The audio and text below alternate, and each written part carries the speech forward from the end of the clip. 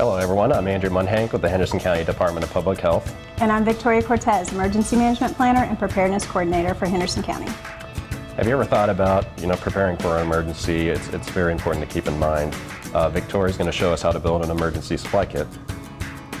September is National Preparedness Month, and it's really important to be able to have supplies ready in any kind of emergency so that you're ready to go and you have everything you need. So let's get into what's in a kit. First, you need to have enough water for everyone in your family for 3 to 5 days. That includes about 1 gallon per person per day. You need to have food that is capable of staying without refrigeration, things such as soup, crackers, fruit, canned goods. But it is really important, if you have a canned good, that you have a can opener for those cans.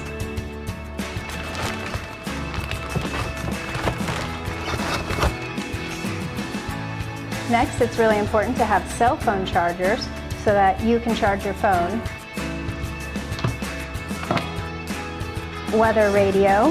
This one is a hand crank model. You can also have battery powered. The hand crank is really good because then you don't have to have batteries, and you can always get the latest weather. This one also has a flashlight and a siren so people could locate you in case of emergency. Yeah, let me ask you a question, Victoria. Where would someone find a radio such like that?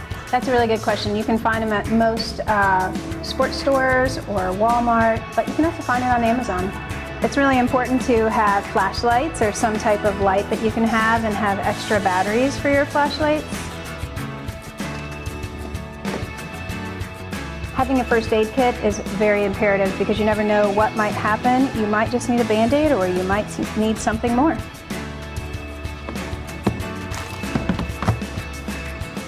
You're going to want to have things like toilet paper, wet wipes, hand sanitizer. We have some face masks just in case you need those, disinfectant wipes, and garbage bags to help you keep your hands and your bodies clean during an emergency, because you never know what conditions you might be in or how long you might be there. Other things like paper towels are great as well.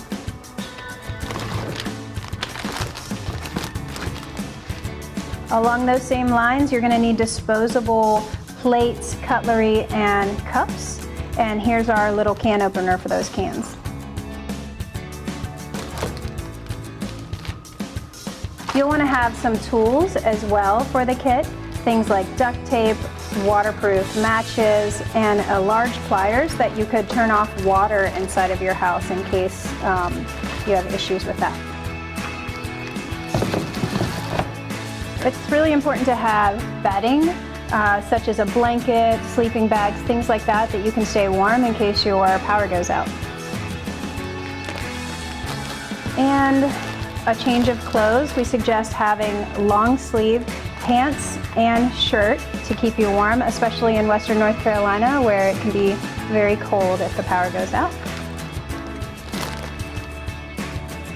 It's really important to have a file with important documents, including insurance policies, IDs, bank account information, and communications plans, which include important phone numbers for your doctors, schools, and veterinarian, as well as having some cash on hand, because you never know if ATMs will be working or if you're going to need to use cash to buy supplies while you're away from your home.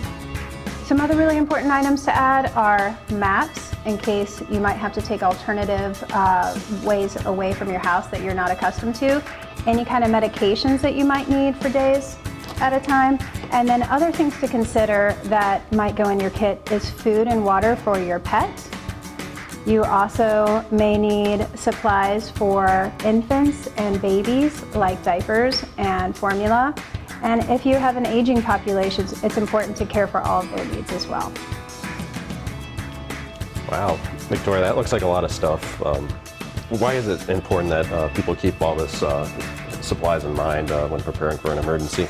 Well, you never know when it's going to happen, and these are the things that it will take a little while to get together, and if you already have a kit ready, you're ready to go. You can keep this near your door, it could be ready to go in your car, and it can save you precious time when you really need to get out in case of an emergency. It's also things that can sustain you for multiple days, and it will be kind of hard to throw all this together in, say, 5 minutes when you might get an emergency notification that you need to evacuate. So we hear the word disaster. Here in Henderson County, what are some of the most common things that people should be prepared for? Well, I think this time of year, hurricanes are on everyone's mind. There's also just thunderstorms that can pop up during most afternoons in the mountains, which that could include high-speed winds, possibility of tornado or damaging hail, things like that.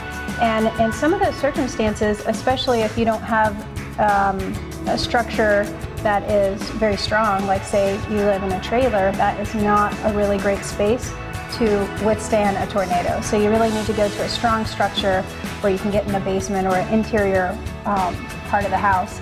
So things like that, as well as flooding.